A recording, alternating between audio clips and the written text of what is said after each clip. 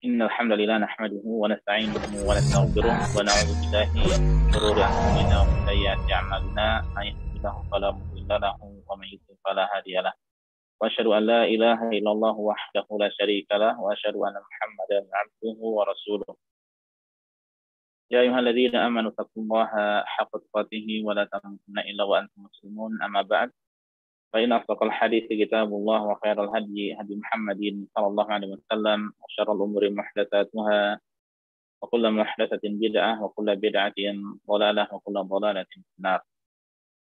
اللهم انفعنا بما علمتنا وعلمنا ما ينفعنا وزدنا علما رب اشرح لي صدري ويسر لي أمري واحلل عقدة من لساني يفقهوا قولي. Masyarul muslimin, para jamaah sekalian, bapak-bapak, ibu-ibu, rekan-rekan, saudara-saudari, azani Allah wa iyyakum senantiasa dimuliakan dirahmati oleh Allah Subhanahu wa taala. Alhamdulillah, segala puji senantiasa kita panjatkan pada Allah, salawat dan salam senantiasa kita panjatkan pada Nabi dan Rasul kita Nabi Muhammad sallallahu alaihi wasallam. Alhamdulillah, kembali kita dipertemukan oleh Allah Subhanahu wa taala pada kajian manasik haji, dan ini adalah pertemuan ke-10. Di mana pada pertemuan ke-10 ini insya Allah kita akan membahas secara ringkas ya seputar ihram ya atau ihram dan permasalahan penting seputarnya ya. Jadi kita akan membahas seputar ihram dan hukum-hukum penting seputar ihram. Dan ini termasuk hal yang penting untuk diketahui oleh seorang yang hendak mengerjakan umrah atau haji ya. Karena kedudukannya dalam ibadah umrah atau ibadah haji itu sebagai rukun ya, sebagai rukun, sehingga ketika terlewatkan dari orang yang hendak umrah atau haji amalan ini ya, maka tidak ada haji atau tidak ada umrah baginya ya. Dan untuk masalah ihram ini, para jamaah sekalian azanillahu wa iyyakum, secara umum terbagi menjadi dua, ya. Itu selain definisi atau penjelasan tentang maknanya, ya. Secara umum terbagi menjadi dua. Itu pertama berkaitan dengan masalah amalan-amalan bagi seorang yang hendak haji atau umrah ketika di miqat, ya. Amalan-amalan saat di miqat atau amalan-amalan yang disyariatkan atau disunahkan saat di miqat. Dan kedua berkaitan dengan masalah larangan-larangan saat ihram. Ya, larangan-larangan saat ihram. Hanya saja kita akan ambil di sini nanti ya poin yang pertamanya ya, yaitu seputar hal-hal yang disyariatkan saat di miqat ya. Karena untuk berihram ya, untuk berihram itu dimulainya dari miqat ya. Untuk memulai ihram dimulainya dari miqat. Ya. Lalu apa hakikat dari ihram itu ya, kita akan pelajari ya pada kesempatan kali ini insyaallah ya. Silakan bisa dilihat di layar. Ihram ya, orang yang mengerjakannya itu nanti disebut dengan muhrim ya. Ihram dari kata kerja ahrama yuhrimu ihraman ya, wa huwa muhrim. Orang yang mengerjakannya adalah muhrim ya. Nah, berihram secara bahasa itu berarti bertalbiyah dengan umrah atau haji. Adapun secara istilahnya ihram itu adalah ya niyatud dukhul fin nusuk ya, min umratin aw hajjin. Itu niat untuk mengerjakan ibadah haji atau umrah. Jadi ketika seseorang berniat ya, niat masuk kepada ibadah haji atau umrah, itulah yang disebut dengan ihram. Ya, kemudian orangnya disebut sebagai muhrim. Yang kemudian ketika dia sudah masuk ya pada ibadah tersebut ya, sudah niat masuk, niat mengerjakannya, yang itu dilakukan di miqat ya, maka kemudian ada larangan-larangan yang harus diperhatikan ya. Tidak boleh dia lakukan. Larangan tersebut harus ditinggalkan. Ya, semoga di lain waktu kita dimudahkan untuk membahas seputar larangan-larangan saat berihram. Nah, jadi sekali lagi ini yang disebut dengan ihram. Ya, jadi niat untuk mengerjakan ibadah haji atau umrah itulah yang disebut dengan ihram. Dan bagaimana kita kata bersama bahwa niat itu ya letaknya di dalam hati. Ya. Tempat dari niat adalah di dalam hati. Ya. Hanya saja untuk ibadah haji, ya, nanti ada niat yang dilafadzkan dan itu hukumnya sunnah. Ya. Itu hukumnya sunnah. Sekiranya dia meniatkan dalam hati saja, ya, maka itu sudah cukup. Ya, maka itu sudah cukup dan insya Allah nanti ada penjelasannya. Nah, sebagaimana sudah saya sampaikan bahwa yang kita akan pelajari hanya seputar amalan saat di miqat, ya. Berkaitan dengan masalah larangan ihram, semoga dimudahkan di lain waktu. Baiklah, kita masuk ke amalan saat di miqat. Mengapa kita sebutkan ya, seputar amalan saat di miqat? Karena memulai ihram itu ya di miqat, ya. Memulai ihram itu adalah di miqat. Dan berkaitan dengan masalah miqat sudah kita sampaikan pada pertemuan sebelumnya, ya. Ada 5, ada Dzulhulaifah untuk miqatnya penduduk kota Madinah. Kemudian ada Al-Juhfah untuk mereka yang datang dari negeri Syam. Kemudian ada Yalamlam bagi mereka yang datang dari negeri Yaman. Kemudian ada Qarnul Manazil atau As-Sailul Kabir bagi mereka yang datang dari Najd, ya, termasuk Syarqiyah. Dan ada Zatu Irqin ya, bagi mereka yang datang dari arah Irak. Ya. Itu sudah kita sampaikan pada pertemuan sebelumnya. Nah, kita langsung masuk ke poin selanjutnya, yaitu amalan saat di miqat. Apabila seorang yang berniat, ya, jadi ini yang niat ya, mengerjakan ibadah haji atau umroh sampai di miqat, ya, maka disyariatkan baginya untuk mengerjakan beberapa hal berikut. Ya, ada beberapa hal yang hendaknya dia perhatikan. Pertama, dianjurkan baginya ya, untuk memotong kuku. Ya, jadi kuku dipotong, dirapikan, ya, merapikan kumis, ya. Kemudian mencabut bulu ketiak, ya, meskipun tidak dengan dicabut, ya, dengan dicukur pun tidak mengapa saja, ya. Dan mencukur rambut kemaluan, ya. Jadi ini disyariatkan, dianjurkan, ya, dianjurkan. Adapun janggut atau kita katakan jenggot, ya, maka tidak boleh dicukur, ya. Demikian pula tidak boleh dirapikan, ya, selama-lamanya, ya, selama-lamanya tidak diperbolehkan, ya.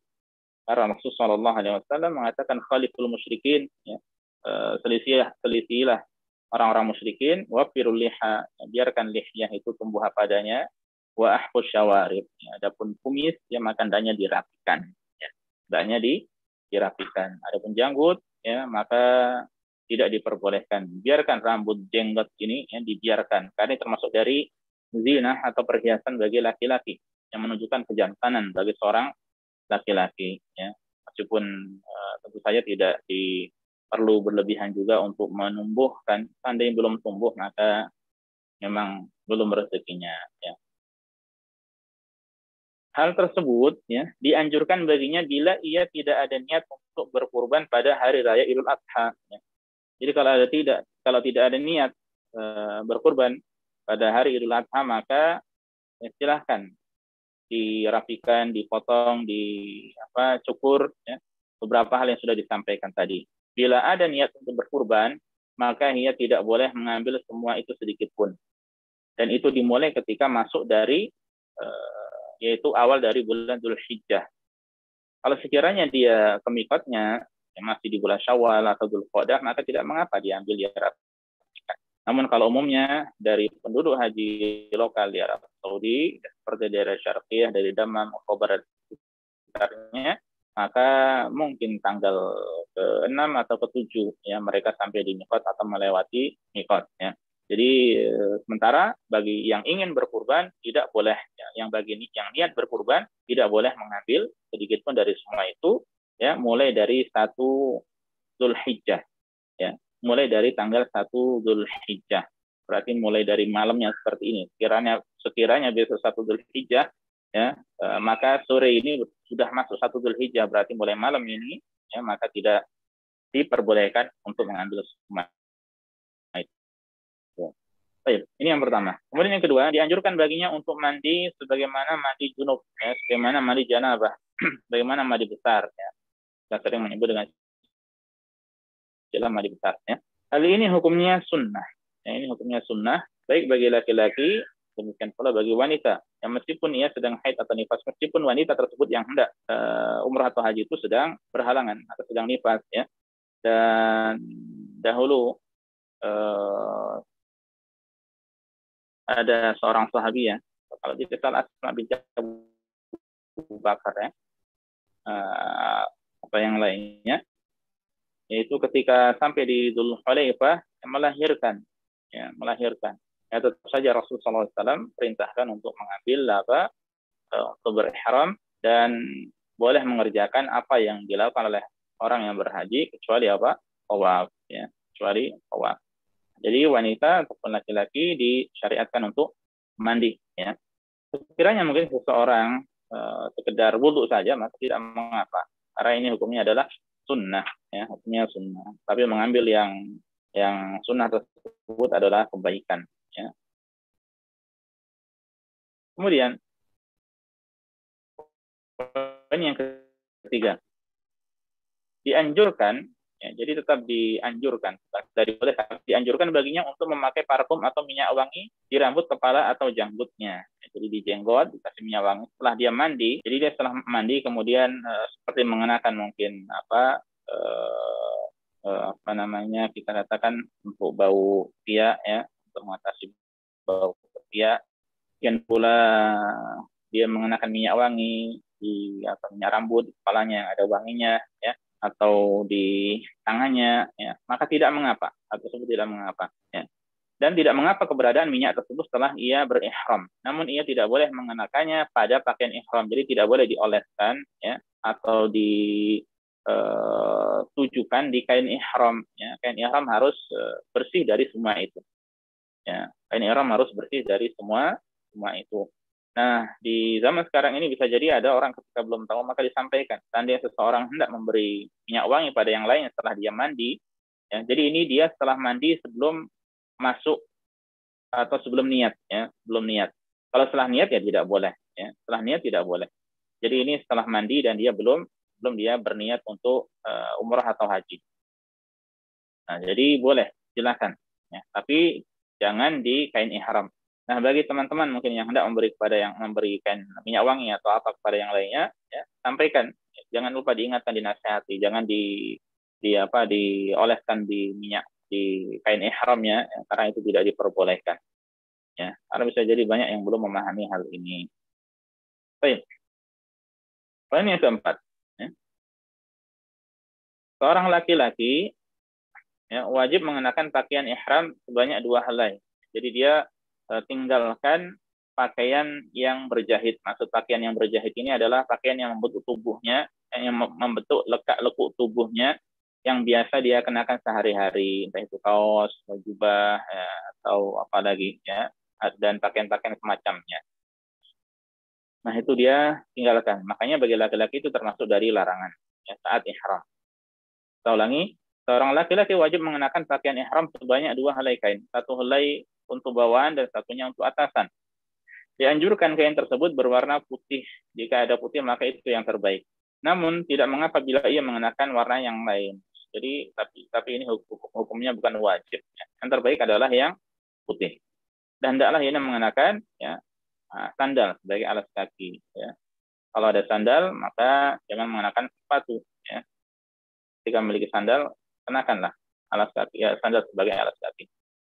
Untuk wanita boleh mengenakan pakaian apa saja selama tidak menyelisihi aturan syariat, ya, dan tidak menampakkan aurat, ya, tidak menyelisihi pakaian orang-orang kufar, tidak mirip dengan pakaian laki-laki contohnya yang tidak transparan. Ya. Jadi selama itu tidak menyelisihi aturan syariat maka boleh.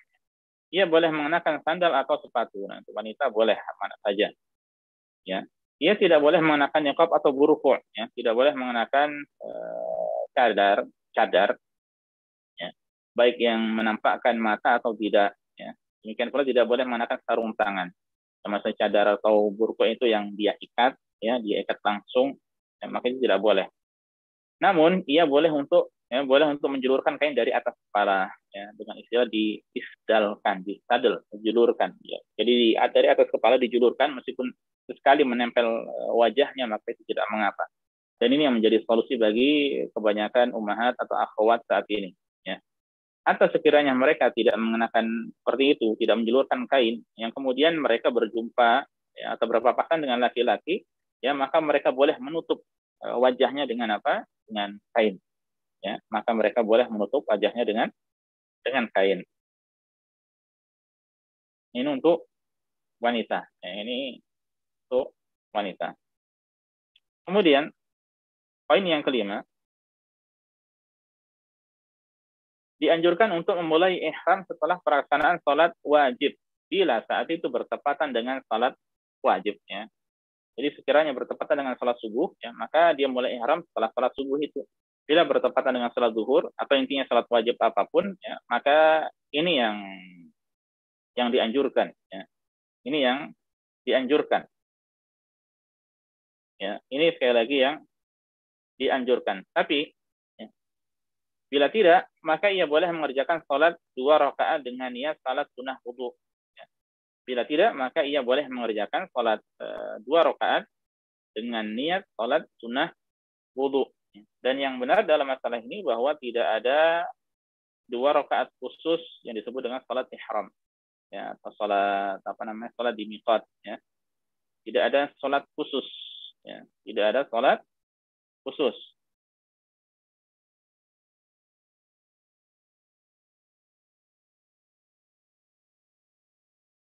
Dan ada pun Rasulullah Shallallahu Alaihi Wasallam dahulu, ya, beliau ketika berhaji maka bertepatan dengan salat zuhur. Ya. Jadi bertepatan dengan salat zuhur maka beliau salat zuhur, setelah itu baru apa? Baru berihram. Ya, baru berihram. Jadi dianjurkan untuk memulai ihram. Maksud ihram ini kembali kepada judul dari tema kita, ya, dari kajian kita. Kajian kita yaitu niat untuk mengerjakan ibadah haji atau umrah. Termasuk dari ihram. Ya.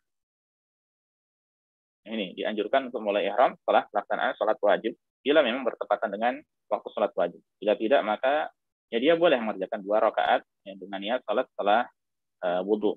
Adapun sholat khusus di miqat, ya, maka tidak ada. Ya, hal tersebut tidak ada sempurnanya. Ini poin yang kelima. Poin yang keenam, ini lanjutan dari poin yang kelima. Seusai salat, ya, ia berniat berihram sesuai manasik yang akan dikerjakannya, umrah atau haji. Ya. Dan yang terbaik adalah memulai niat ihram setelah berada di atas kendaraan. Ada Rasulullah SAW ketika beliau berada di atas hewan tunggangan pada saat itu. Ya, makanya kalau zaman sekarang ketika seorang sudah naik bis, ya, maka pada saat itulah dia niatkan untuk ihram, ya, niat masuk ke ibadah haji atau ibadah umrah. Ya. Nah, demikianlah yang dicontohkan oleh Rasulullah SAW. Itu yang terbaiknya. Kalau dia mau setelah mandi, waktu di bawah kendaraan atau di bawah mobil sebelum naik ke atas, kemudian dia niat, maka boleh, tidak mengapa. Tapi yang terbaik sekali lagi adalah ketika di atas kendaraan, ketika sudah di atas kendaraan. Selain niat tersebut, dianjurkan baginya untuk mengucapkan kalimat bagaimana berikut.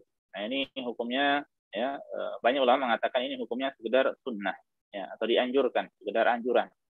Dan yang penting adalah niat ihramnya, karena itu yang merupakan rukun, ya.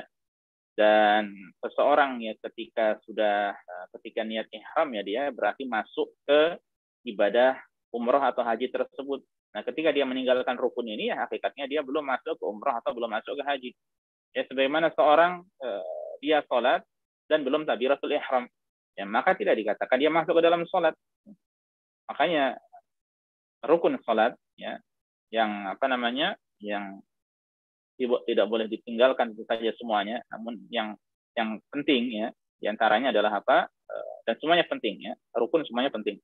Ya, namun untuk sholat, ya, ketika seseorang dia tidak takbiratul ihram, ya, maka tidak disebut masuk ke dalam sholat.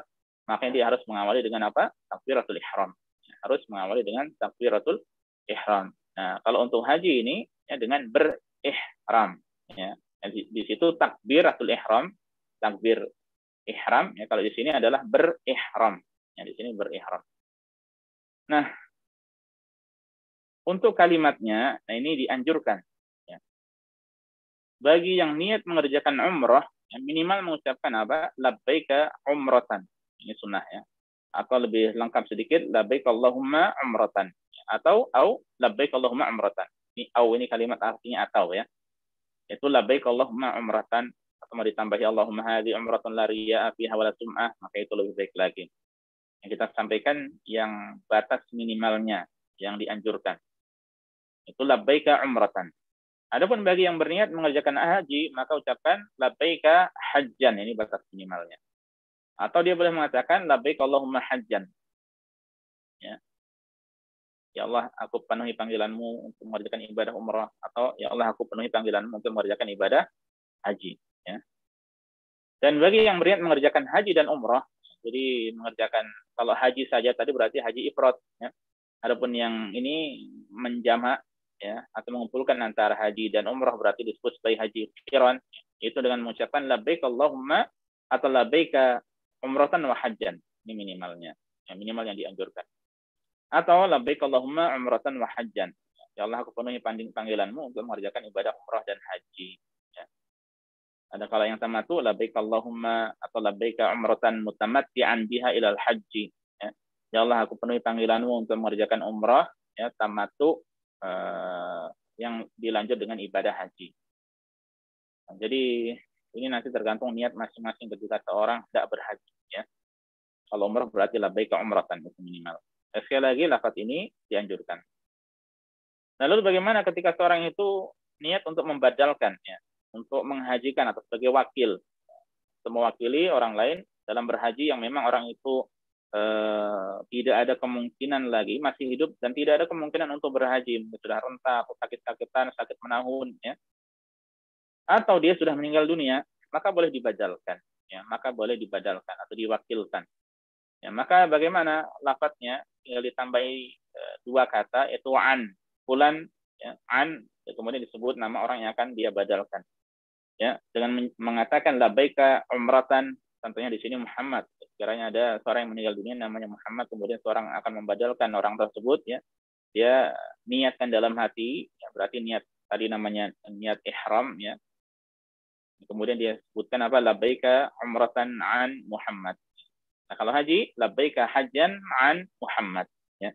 Labbaika hajjan an Muhammad. Atau kalau mau lengkapnya, labbaik Allahumma umratan an Muhammad, atau untuk haji, labbaik Allahumma hajjan an Muhammad, ya. Ini nanti dihafalkan, ya, dan bagi teman-teman atau para jamaah yang tidak berhaji, ya, nanti tinggal dia perhatikan dia niat haji apa, ya, dan insya Allah nanti ada, semoga dimudahkan untuk mengadakan manasik khusus bagi jamaah yang tidak berhaji. Ya. Poin selanjutnya, poin yang ketujuh, ya. Setelah memulai ihram, ya, jadi setelah dia niat untuk niat untuk mengerjakan ibadah umrah atau haji, ya, maka dianjurkan baginya untuk memperbanyak talbiyah. Ya, lafaz talbiyah yang kita sudah tahu bersama, labbaik Allahumma labbaik, labbaik la syarika lak, labbaik innal hamda wan ni'mata lak wal mulk la syarika lak, ya. Bagi laki-laki dianjurkan untuk mengeraskan suara, ya. Dan sebagian ulama mengatakan demikian pula dengan wanita selama tidak dikhawatirkan menimbulkan fitnah, ya, atau mungkin ketika tidak ada laki-laki, ya, maka wanita silahkan mengeraskan, boleh. Atau mungkin laki-laki yang ada adalah dari keluarganya, entah itu orang tuanya, ya, atau anaknya, atau saudara-saudaranya, ya, atau pamannya, intinya dari saudara yang mahram, ya. Maka dia, sebagian ulama mengatakan tetap dianjurkan untuk mengeraskan, ya. Atau kalau tidak, ya, ketika ada orang lain, ketika ada ajnabi yang non mahram, ya, yang dikhawatirkan akan menimbulkan fitnah juga, maka hendaknya dia mengucapkan talbiyah tersebut dengan dirinya, baik, baik, dan seterusnya. Waktu bertalbiyah bagi orang yang umrah itu dimulai dari setelah berihram hingga tiba di tanah haram. Ya, kalau dia tidak tiba di tanah haram, ya, maka berhenti. Ya, namun kemudian dia tetap disyariatkan untuk bertalbiyah, ya, hingga sebelum mengerjakan tawaf. Ya. Jadi sebelum dia mulai tawaf, ya, maka ini tetap disyariatkan, ya, untuk bertalbiyah. Ini untuk mereka yang umrah.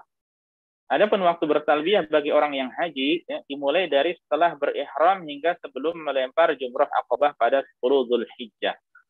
Ya. Dan amalan ibadah haji itu dimulai, ya, pada tanggal ke-8 Dzulhijjah yang disebut sebagai hari tarwiyah. Ya, sebagai hari tarwiyah ini hari pertama untuk amalan ibadah haji. Ya, ini khususnya bagi yang bagi yang mungkin mengerjakan umroh tamattu atau yang datang di hari yang sama, hari ke-8 ya, atau mungkin dari penduduk kota Makkah atau yang tinggal di Makkah, yang mukim di Makkah dan akan mengambil haji ifrad contohnya, ya maka memulai pada tanggal ke-8 Dzulhijjah ya. Nah, kemudian terus bertalbiyah ya sampai sebelum melempar jumroh Aqabah pada tanggal ke-10 ya, pada hari raya Idul Adha. Ya, sebagian ulama ada yang mengatakan dia tetap bertalbiyah sampai selesai melempar jumroh ya, melempar jumroh Aqabah sebanyak 7 lemparan. Nah ini ya.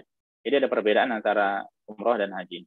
Kemudian tidak disyariatkan bertalbiyah secara jamaah ya, dengan cara seorang bertalbiyah lalu diikuti bersama-sama oleh jamaahnya. Ya, ada seorang yang mengimami labbaik Allahumma labbaik sampai selesai, kemudian diikuti belakangnya gantian. Ya.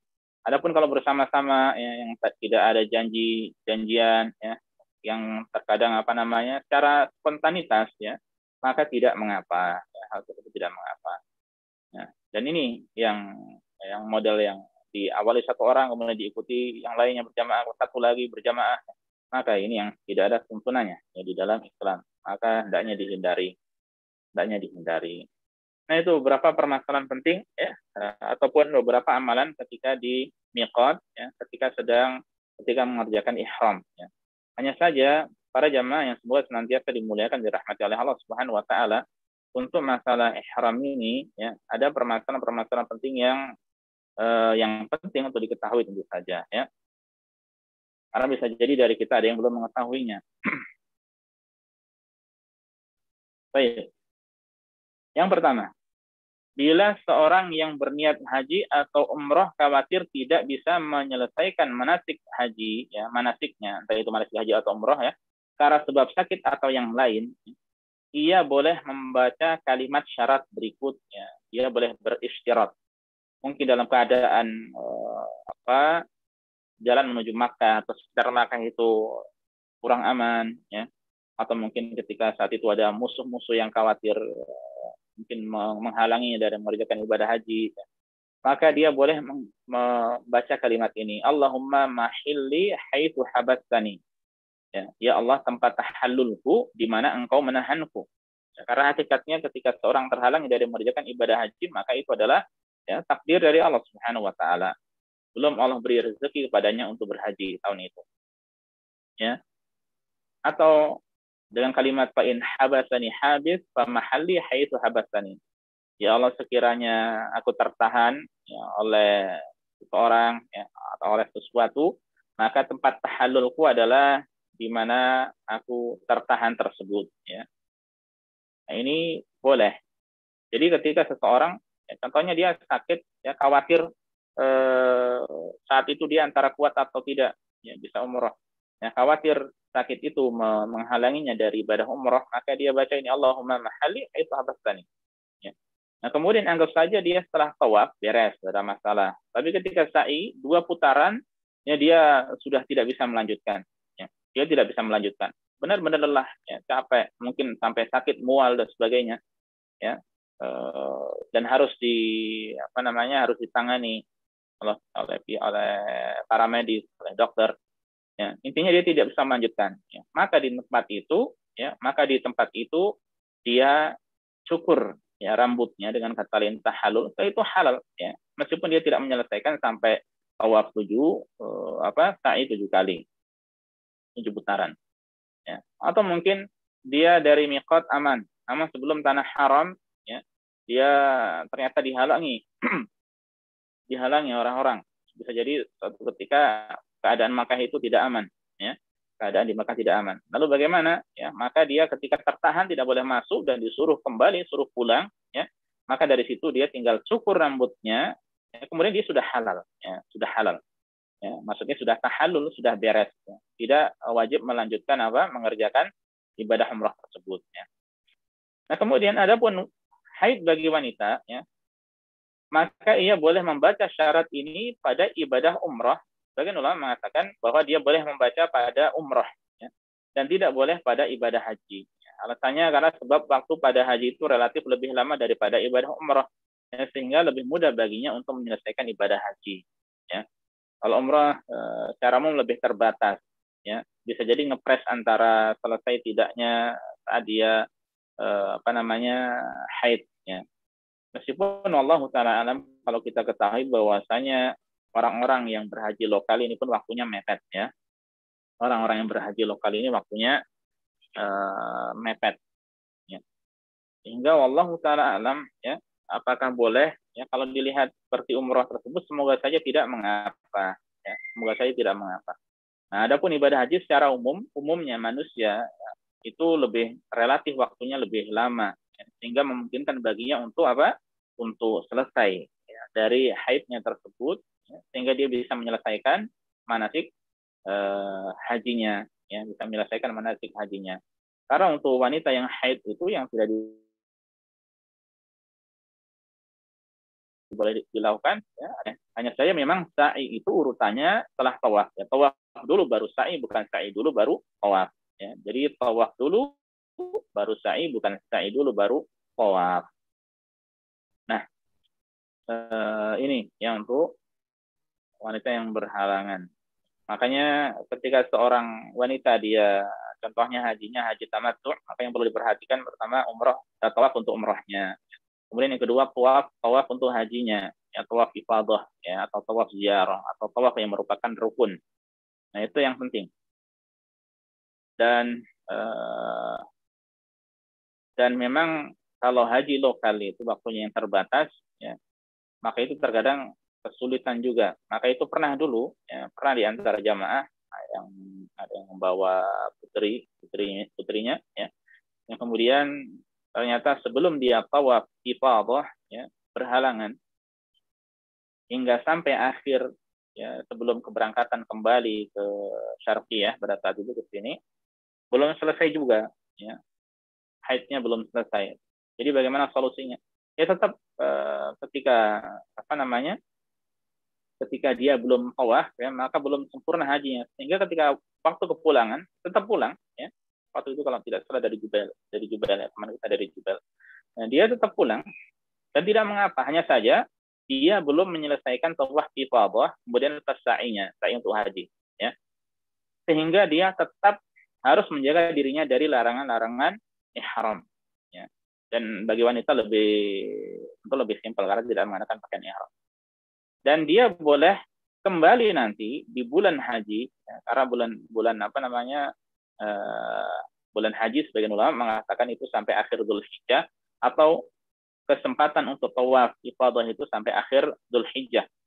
Sehingga setelah selesai akhirnya bersama ayahnya lagi di antara sana untuk sekedar untuk tawaf dan sekedar untuk tawaf dan sa'i, ya, untuk hajinya. Ya, kemudian selesailah, ya. Kemudian selesailah ibadah haji. Adapun kalau tawaf wada, ya, maka bagi wanita yang berhalangan gugur kewajiban tawaf wada, ya. Nah, makanya ini faedahnya, ya, dari membaca kalimat ini ketika memang ada sebabnya. Kalau tidak ada sebab maka tidak disyariatkan, ya. Kalau tidak ada sebab maka tidak disyariatkan.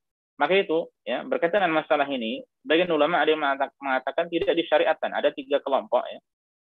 3 pendapat. Pendapat yang pertama, tidak disyariatkan mengucapkan kalimat syarat ini sama sekali, secara mutlak, ya. Yang kedua, boleh secara mutlak, meskipun tanpa sebab, ya. Dan pendapat yang ketiga, dibolehkan karena ada sebab. Dan ini insya Allah yang lebih mendekati kebenaran, ya.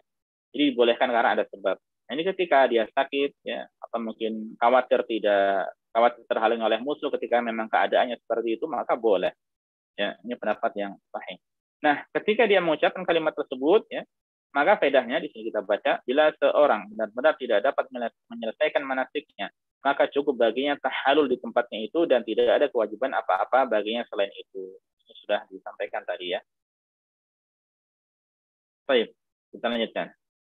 Bila seorang membawa anak kecil yang akan diikut sertakan dalam umroh atau haji, ya, hendaklah ia membimbingnya untuk mengerjakan amalan saat di miqat, ya, seperti mandi, wudhu dan sebagainya. Ini dibimbing anaknya tersebut, ya. Selanjutnya, hendaklah ia menjaga anaknya itu dari larangan-larangan saat ihram. Dari larangan-larangan ihram, ya, seperti mencabut rambut, ya, demikian pula memotong kuku, ya, dan lain sebagainya, mengenakan pakaian yang berjahit, ya. Mungkin anak itu peci contohnya, tidak boleh itu saja. Namun bila anak itu mengerjakan larangan ihram atau tidak menyelesaikan manasiknya itu, ya, jadi tidak sampai selesai, maka tidak ada kewajiban apa-apa baginya atau bagi orang tuanya. Ya. Jadi tidak ada kewajiban apa-apa bagi anak itu, ya, dan dia tentu tidak berdosa, ya, karena masih kecil, ya, karena masih kecil. Baik. Di antara permasalahan seputar ihram, boleh mencuci kain ihram atau menggantinya dengan yang lain. Ya.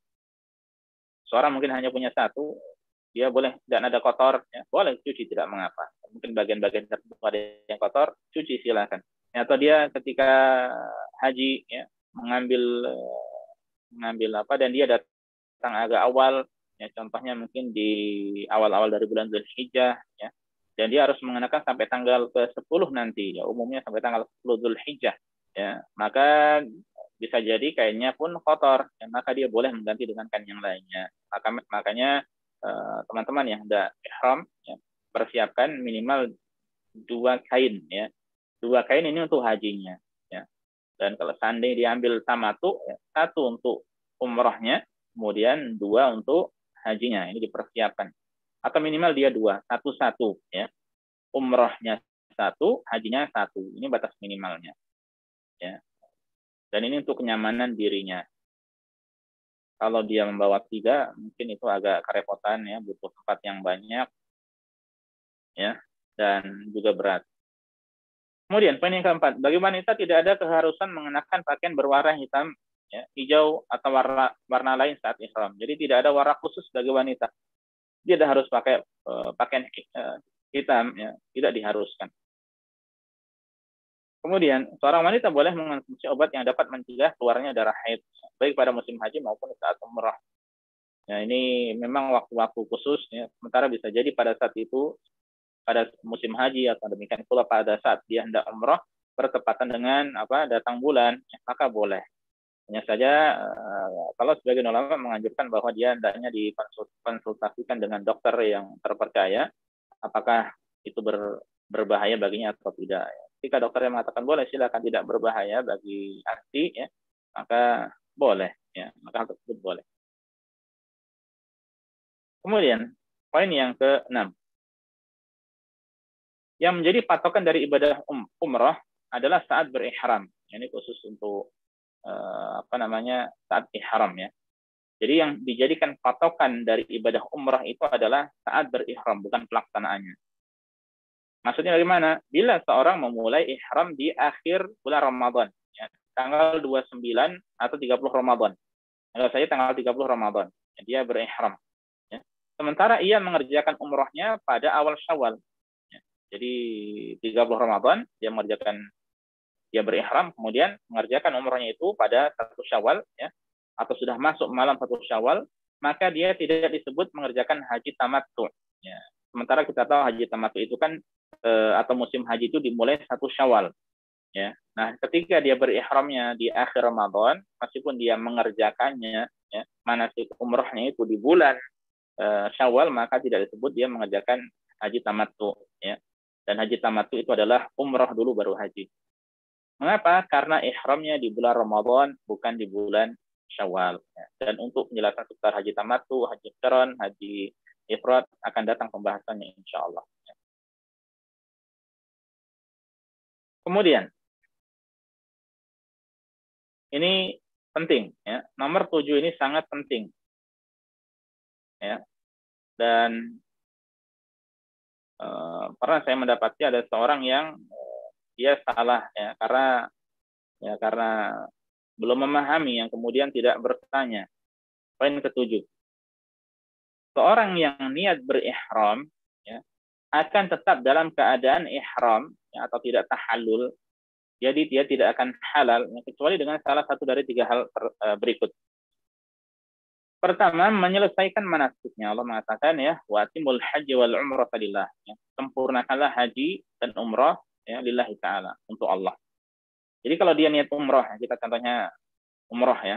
Jadi dia ketika sudah ihram, ya, kemudian ditanya dengan labbaika umratan, maka dia tidak akan halal sampai dia menyelesaikan manasik umrahnya itu. Ya. Jadi dengan kata lain dia tetap, ya, harus menjauhi larangan-larangan saat ihram ya, sampai dia selesaikan ibadah umrohnya itu. Sampai dia tawaf 7 kali, sa'i 7 putaran, ya, kemudian mencukur rambutnya. Nah, maka selesai. Kalau selesai kembali halal.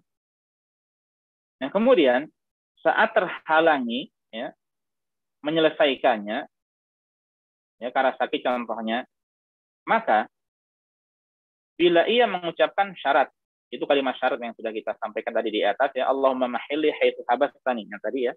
Bila ia mengucapkan kalimat syarat ya, saat berihram, maka cukup mencukur rambut dan bertahalul di tempatnya itu. Dengan kata lain akan selesai ya baginya ya ketika dia mengucapkan kalimat syarat dan dia terhalangi ya, kurang ya. Jadi dia tidak bisa melanjutkan ibadahnya. Ya. Saya kasih contoh untuk poin kedua dan ketiga ini, khususnya kedua. Yang pertama saya kira selesai. Ya. Orang umroh ya, ketika sudah niat ihram maka harus diselesaikan. Ya, tidak bisa tidak. Yang kedua, ya, ketika terhalangi karena suatu hal seperti tadi sakit atau yang lain, ya, maka ini terbagi menjadi dua. Nah, saya kasih contoh seperti ini. Pernah dulu, ya, ada di antara teman kita cara ketidaktahuan di musim haji dia umroh, ya, di musim haji dia umroh dan dia naik pesawat. Nah, kemudian sampai bandara dia sudah berihram, ya, dia sudah berihram. Dan ketika sampai bandara Jeddah, ya, tidak boleh masuk karena tidak punya tasrih untuk haji.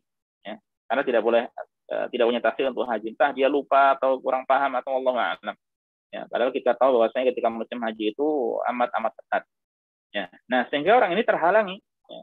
Nah, kasus orang ini ketika dia ketika dia mengucapkan kalimat syarat ya di awalnya mungkin karena khawatir tidak bisa mengerjakan umroh ya. Maka ketika mengucapkan kalimat syarat tersebut cukup baginya tahallul di tempat tersebut. Ya. Jadi di bandara, di Jeddah, tinggal cari ada tempat di mana dia tahallul cukur, ya, cukupnya merata rambut diambil, atau mungkin pergi ke tempat tertentu, ya, sekiranya tidak memungkinkan, cari tukang cukur. Ya, ketika cukur selesai. Ini kalau dia mengucapkan kalimat syarat. Ya, namun ketika dia tidak mengucapkan kalimat syarat, ya, karena dia dikira lancar, tidak ada masalah. Ya, maka, nah ini poin yang terakhir. Bila tidak mengucapkan syarat, maka ia wajib menyembelih hadyu di tempatnya itu. Dengan kata lain dia wajib membayar dam, ya hadyu. Nah setelah itu, ya baru dia mencukur rambutnya dan bertahallul.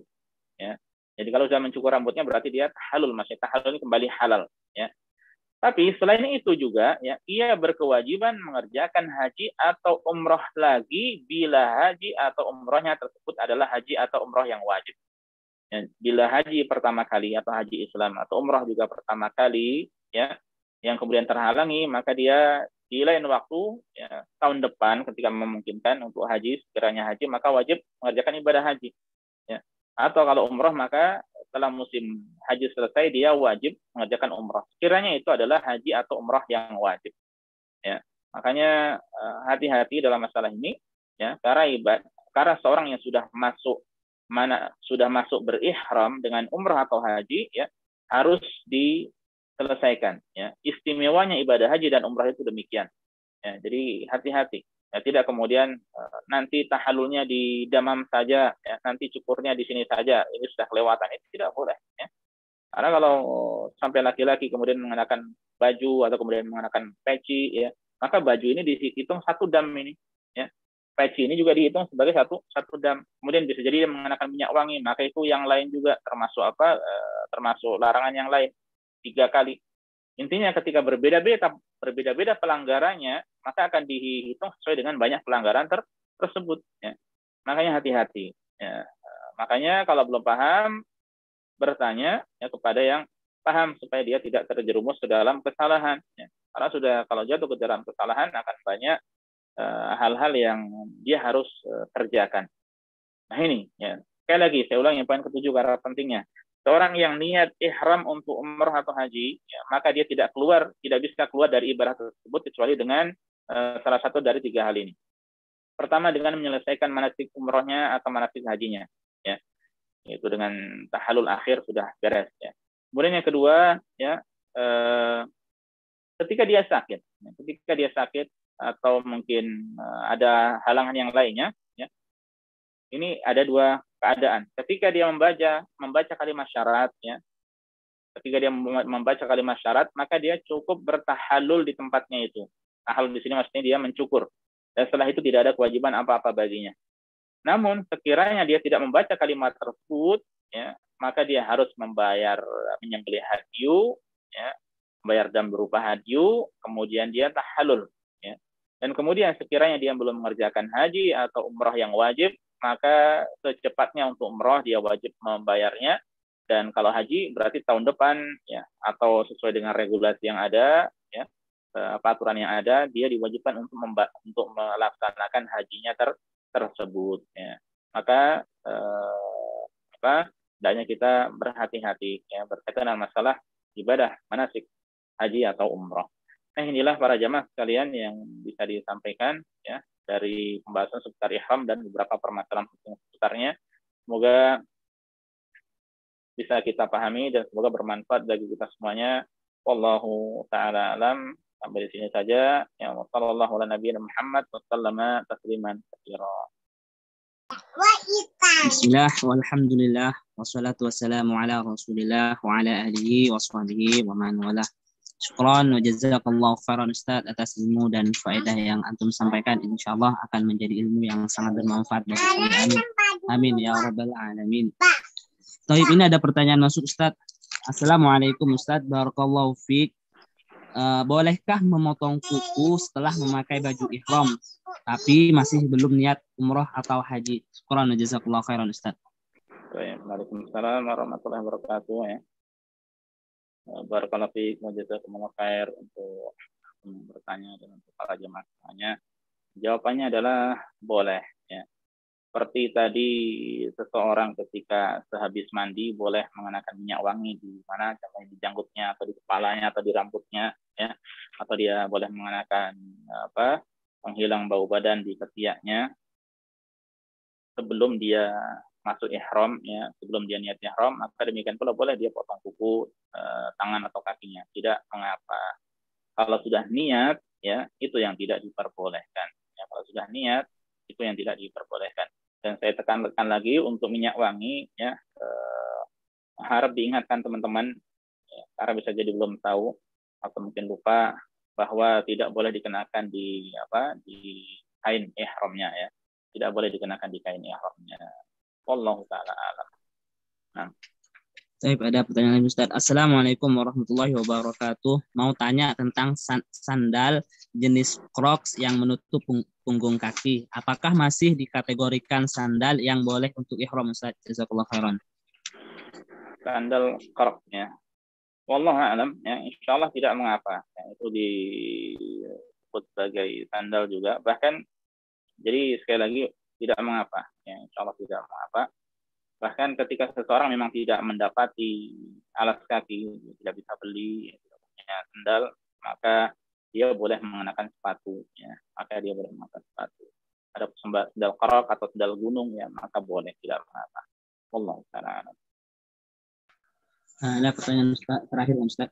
Assalamualaikum Ustaz, barakallahu fiik. Bolehkah kita berniat ihram pada mikot makani dengan mengambil garis lurus dari batasan mikot tersebut tanpa harus datang langsung ke mikot tersebut sebelum memasuki garis yang sejar mikot sudah menyiapkan ihram terlebih dahulu. Baik. Waalaikumsalam warahmatullahi wabarakatuh. Jadi yang ditanyakan, bolehkah seseorang itu ngambil berihram gitu, ya, berihram tapi bukan dari tempat yang ditentukan, ya. Yang sekarang sudah ada masjidnya, ada toilet atau tempat untuk bersih-bersih dan sebagainya, tapi dari tempat lain yang sejajar dengan tempat tersebut, ya, boleh atau tidak, ya. Maka jawabannya adalah boleh, tidak mengapa, ya, boleh, tidak mengapa. Dan hanya saja memang untuk menentukan hal tersebut, ya, untuk menentukan sejajar atau tidaknya ini harus kembali kepada penjelasan para ulama, ya. Harus membaca penjelasan dari para ulama, ya, bahwa tempat ini yang sejajar adalah di sini, tempat itu adalah yang sejajar adalah di situ, ya. sehingga kita tidak salah mengambil, ya, tidak ragu ternyata malah sudah sampai di mikot atau sudah lewati mikot. Ya. Kalau sudah lewati mikot kan nanti dia berdosa di situ, ya, kecuali dengan kembali ke mikotnya. Wallahu a'lam, apakah di sini itu ada tempat-tempat yang sejajar yang umum yang dilalui. Allah alam, saya tidak mengetahui secara realitanya. Ya, hanya saja memang seperti yang sudah kita jelaskan pada pertemuan sebelumnya, ya, wadi mahram yang ada di kota Taif, ya, yang ada di kota Taif ini secara apa istilah, ini bukan mikot tersendiri, ya, tapi ini adalah termasuk dari bagian tertinggi dari Qarnul Manazil, ya, dari As-Sailul Kabir, ya, panjang, ya, memang panjang, sebagaimana apa namanya tempat-tempat yang lainnya pun tidak hanya sempit dari mikotnya. Jadi nah itu kemudian orang-orang memulainya dari wadi mahram itu, ya. Nah, sekiranya ada tempat-tempat yang serupa, ya, maka boleh. Ya. Hanya saja sekali lagi coba dibaca keterangan dari para ulama, ya, ketika dia datang dari arah mana, yang kemudian daerahnya yang sajajar itu daerah mana, ya, daerah yang sajar itu daerah mana, ini supaya dia tidak masuk ke dalam mikot sehingga dia tidak terjerumus dalam dosa di situ karena kelalaian dari dirinya, ya. Wallahu ta'ala a'lam. Baiklah, para jamaah sekalian, ini yang bisa disampaikan pada kesempatan kali ini, ya. Permasalahan-permasalahan yang lain insya Allah betul, ya, semoga dimudahkan, dan semoga teman-teman yang sudah mendaftar di haji lokal juga dimudahkan untuk pergi, ya, karena memang saingannya masya Allah lumayan banyak, apalagi masih hari pertama atau kedua, ya, sudah di atas 450.000 ya yang daftar, sementara yang akan ikut hanya 60.000, ya. Semoga kita bantu doa, semoga mereka dimudahkan untuk berhaji tahun ini, apalagi di antara mereka ada yang niat untuk eksis juga, ya. Sekali lagi, semoga mereka dimudahkan, ya, untuk berhaji, ya, sebagai oleh-oleh terakhir sebelum pulang ke Indonesia. Dan ini saya sekali yang bisa disampaikan. Kurang lebihnya saya mohon maaf. Subhanakallah bihamdika, asyhadu an la ilaha illa anta, astaghfiruka wa atubu ilaika. Assalamualaikum warahmatullahi wabarakatuh. Waalaikumsalam warahmatullahi